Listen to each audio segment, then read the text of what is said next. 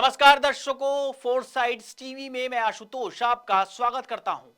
BJP प्रवक्ता संबित पात्रा ने BJP मुख्यालय से प्रेस कॉन्फ्रेंस के दौरान आरोप लगाते हुए कहा कि सबूत गैंग खुश नहीं है। ऑल पार्टी डेलीगेशन पर उन्होंने कहा कि सांसद घूमने नहीं गए हैं, भारत के पक्ष को विश्व के दरबार में रखने गए हैं। इसमें तो आपके सांसद भी है। राहुल गांधी, जयराम रमेश कह रहे हैं कि सांसद घूम रहे हैं। उन्होंने कहा कि पूरी दुनिया आज भारत को पॉजिटिव नजरिए से देख रही है।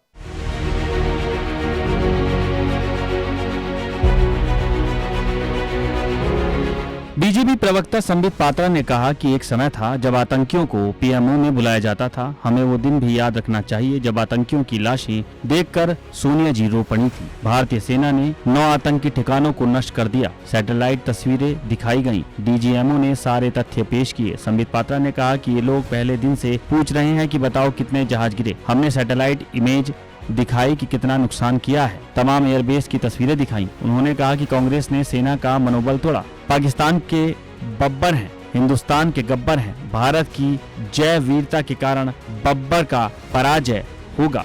उन्होंने कहा कि कांग्रेस में भी आज 2 फाड़ है। जय हिंद की यात्रा आपकी कम, जय पाकिस्तान की यात्रा ज्यादा लग रही है। संबित पात्रा ने कहा कि ममता जी ने भी जो कहा वो नहीं कहना चाहिए था। किसी भी चुने हुए नेता को ऐसा नहीं कहना चाहिए था। संबित पात्रा ने कहा कि ये कैसी बात है कि मोदी सभी के सेवक हैं। घुसपैठिए बांग्लादेशी हैं, रोहिंग्या हैं, उन सबको शरण देने का काम ममता जी ने, आपने किया है। ऐसे सवाल तो पाकिस्तान भी नहीं पूछता जैसे सवाल ये विपक्ष ने पूछे हैं। रॉबर्ट वाड्रा से शुरू कर तमाम पार्टी के नेताओं ने भारत की सेना और उनके नेतृत्व पर सवाल उठाया है। हमसे क्या सबूत मांग रहे हैं? पहले तो इनके वरिष्ठ नेता कह रहे थे कि हमें युद्ध की आवश्यकता नहीं है, हमें पाकिस्तान की बात मान लेनी चाहिए। दूसरी तरफ कह रहे थे कि हम भारत और उसकी सरकार के साथ हैं। आपको याद है जब इंडस वाटर ट्रीटी को कैंसिल किया गया तो कांग्रेस के बड़े नेता कह रहे थे कि ये मानवता का विषय है और पाकिस्तान का पानी बंद नहीं करना चाहिए।